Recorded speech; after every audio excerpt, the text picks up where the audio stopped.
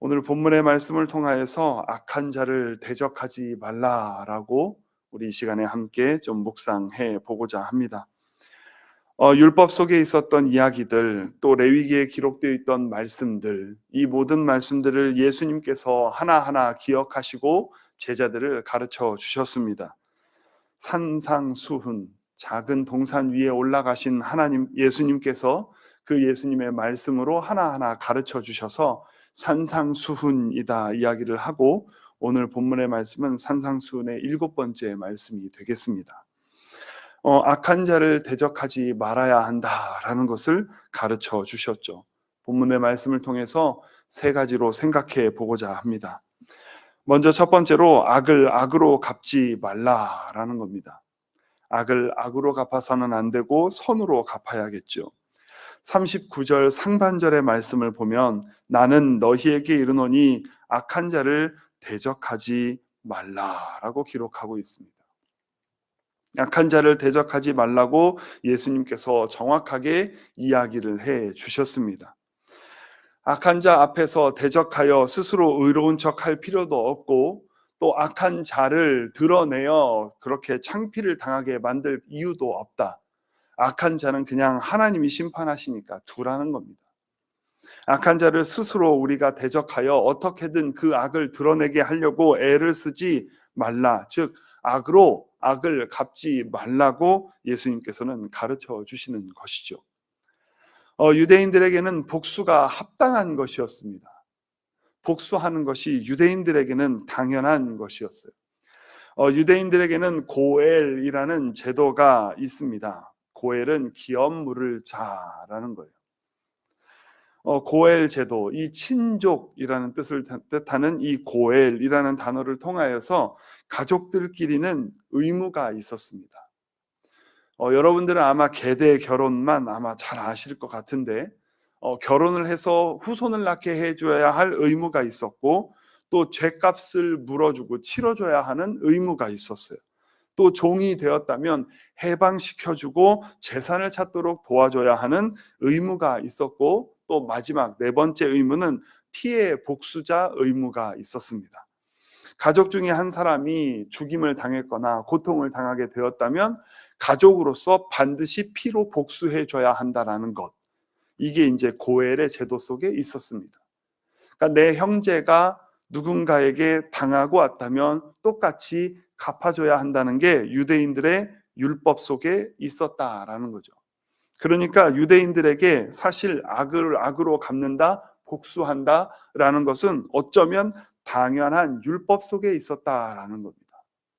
유대인들은 이것을 당연히 갚아야 했고, 그래서 실수로 죽인 자를 위해서 이제 도피성이 있는 거예요. 도피성으로 들어가면 피해 복수를 하지 않는다.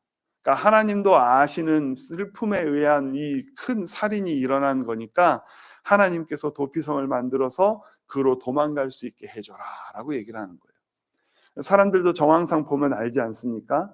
같이 놀다가 뭐 어떻게 됐구나, 같이 장난을 치다가 한 사람이 죽었구나 할 수 있는 거죠. 근데 가족의 입장에선 그걸 받아들이지 못하잖아요.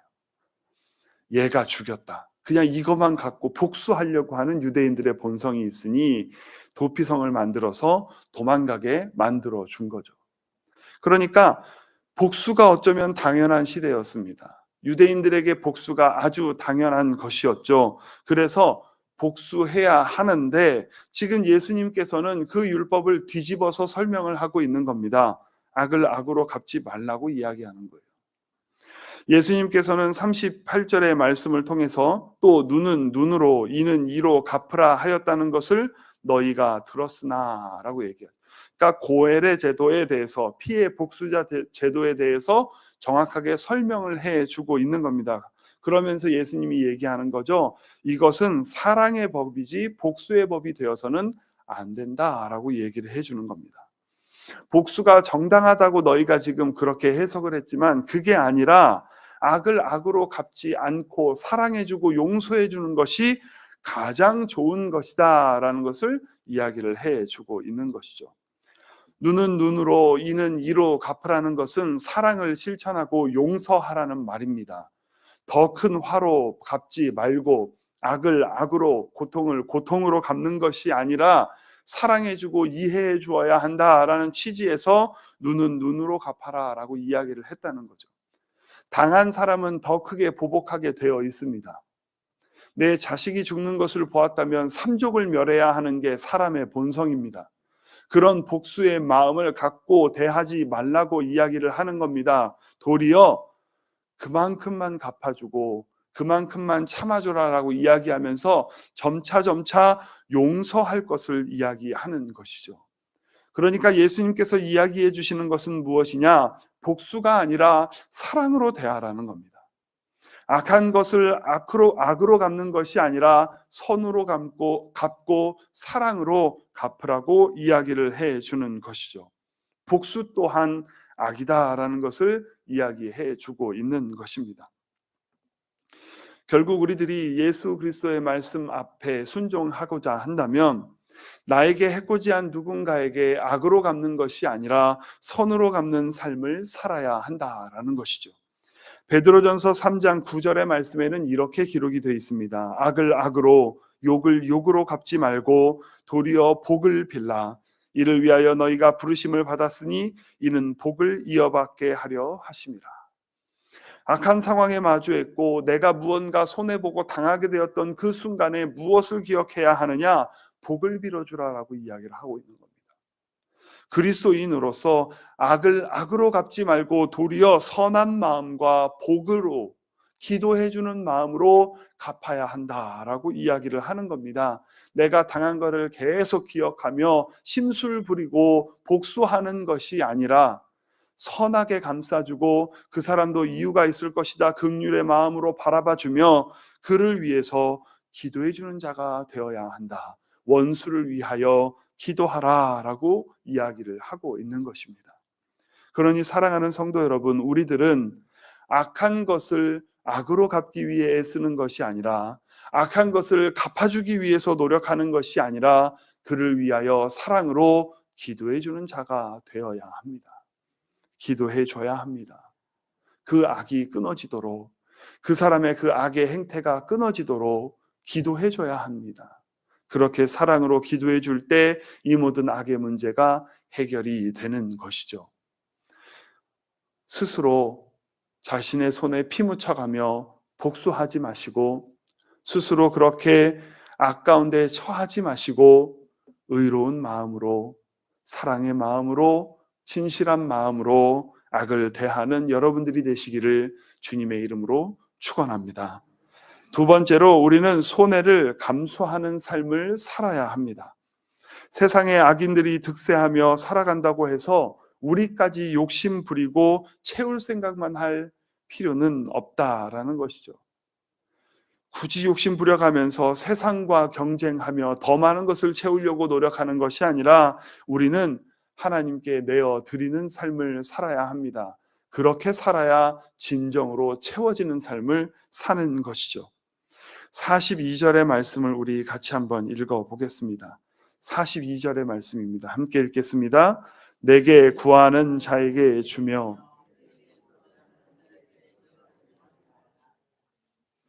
내게 구하는 자에게 주라고 얘기합니다. 꾸고자 하는 자에게 거절하지 말라고 이야기하죠. 이 이야기의 말씀은 다른 사람을 위해서 나눌 수 있는 자가 되어야 한다라는 겁니다. 교회 안에 빚지고 살라는 이야기가 아니에요. 저는 여기서 좀 경고하고 싶은 게 성도들끼리 빚내고 빚지면서 살다 보면 결국 관계가 다 깨집니다. 지금 이 말씀은 그걸 얘기하는 게 아니에요. 거절하지 말고 주라는 얘기예요. 정말 어렵고 곤란한 상황에 놓여 있는 한 사람이 돈 좀 빌려달라고 하면 꾸어주고 이자를 받는 것이 아니라 그냥 줄 수 있을 만큼의 돈으로 그를 도와주라고 얘기하는 겁니다. 그러니까 지금 손해를 감수해 가면서 내 걸 누군가에게 주면서 그렇게 살아야 한다라고 지금 예수님은 가르쳐 주고 있는 것이죠. 사랑의 마음으로 손해를 감수하며 다른 누군가가 필요한 것들을 내가 더 많이 갖고 있다면 나눠주고 베풀어주는 인생을 살아야 그게 진짜다라고 지금 이야기를 하고 있는 것이죠. 지금의 세상은 누구의 것을 뺏어서라도 자신의 것만 채우면 된다라고 이야기하는 세상입니다. 예전에 여러 예능을 보니까 나만 아니면 돼 얘기하더라고요. 복불복, 나만 아니면 돼. 나만 안 걸리면 돼. 다른 사람이 고통을 당해도 괜찮아. 나만 아니면 돼. 근데 이게 좋은 마음은 아닌 거죠. 그러니까 그리스도인으로서 내 것을 더 채우려고 하는 것이 아니라, 내 것을 지키려고 살아가는 것이 아니라, 다른 이들과 함께 나누며 더 함께 누리고자 하는 삶, 이것을 우리는 배우고 살아야 한다. 그래야 악을 악으로 갚지 않고 도리어 사랑으로 갚아주는 것이죠. 악한 것을 악한 것으로 대우하며 이랬다 저랬다 시시비비를 따지는 것이 아니라, 도와주려고 애쓰고 수고하는 마음이 있어야 한다라는 것이죠. 예전에 이런 이야기를 들었습니다. 돈을 쫓지 말고 돈이 따라오게 하라. 어떻게 해야 될까? 어떻게 해야 돈을 쫓지 않고 돈이 따라오게 하는 것입니까? 저는 답을 잘 못 내리겠더라고요. 세상적인 방법으로는 답이 없습니다. 내가 좀 들써서 모아야 돈이 모이겠지라고 자꾸 생각이 들더라고요. 근데 그리스도인의 생각으로는 내 노력으로 사는 것이 아님을 깨달아야 합니다. 내 노력이 아니라 하나님의 갚아주심, 하나님의 채워주심, 하나님의 역사하심으로 살아가야 되는 거죠. 그러니까 그리스도인은 돈을 쫓으며 사는 게 아니라 돈이 따라오게 사는 사람이 되어야 합니다. 모든 것을 가지신 여호와 하나님을 붙잡고 살면 되는 것이죠. 여호와 하나님이 주시는 대로 살면 그게 부자 아니겠습니까? 부자는 다른 거 없습니다. 아유, 지금 이거면 됐지라고 생각하면 그게 진짜 부자예요. 아우, 이만큼 누리게 해주셨으니 감사하지라고 생각하면 그게 진짜 부자입니다. 집의 평수에 의해서 부자냐 가난한 자냐가 따져지는 게 아니에요. 마음의 부자가 진짜 부자 아니겠습니까? 그러니까 우리 성도님들이 부자가 될 수 있는 방법은, 하나님이 나 이것저것 다 주시지 하면 그게 진짜 부자라는 거예요. 그러니까 재정은 돈을 쫓아가면서 사는 게 아니라 따라오게 하는 겁니다. 하나님의 은혜로 하나님과 동행하면 그게 진짜 부자가 되는 것이죠. 그러니까 우리는 재물에 의해서 마음을 빼앗기고 이리저리 흔들려서는 안 됩니다. 하나님만 붙잡고 살아가는 자가 되어야 하는 것이죠. 어떤 사람이 좋은 차를 선물로 받았다고 합니다. 그러니까 그 주위에 있는 사람들이 그 주위에 있는 사람들이 여러 가지로 부러워하면서 이야기합니다. 한 명은 너무 좋겠다. 나도 그런 차 주는 사람이 있었으면 좋겠다. 그리고 또 다른 한 명은 이렇게 얘기합니다. 너무 좋겠다. 나도 누군가한테 차 한 대 선물해 주고 싶다. 두 가지 반응이 나오는 거죠. 와, 나도 차 한 대 받았으면 좋겠다. 또 하나는 나도 누군가한테 차를 선물해 줄 수 있었으면 좋겠다. 근데 사실 따지고 보면 누가 더 부자입니까? 차 받는 사람이 부자입니까? 차 주는 사람이 부자입니까? 차 주는 사람이 부자겠죠. 그러니까 생각이 다르죠. 누군가에게는 받으려고 하는 재물의 마음이 있고, 어떤 사람은 누군가에게 베풀어 주고 싶어 하는 마음이 있습니다. 그리고 사실 베풀어 주는 자가 진짜 부자다라는 거예요. 500원, 100원 있는 사람이 10,000원 있는 사람과 비교하면 당연히 가난해 보입니다. 근데 그 500원, 100원 가진 사람이 다른 사람과 함께 나누어 먹는 것을 본다면 그 사람이 진짜 부자인 거예요. 10,000원 들고 꼭꼭 들고 우리 가족만, 나만 챙기는 게 부자가 아니라는 거예요. 돈 많다고 해서 부자가 아닙니다. 다른 누군가에게 나누어 줄 수 있는 자가 진짜 부자입니다.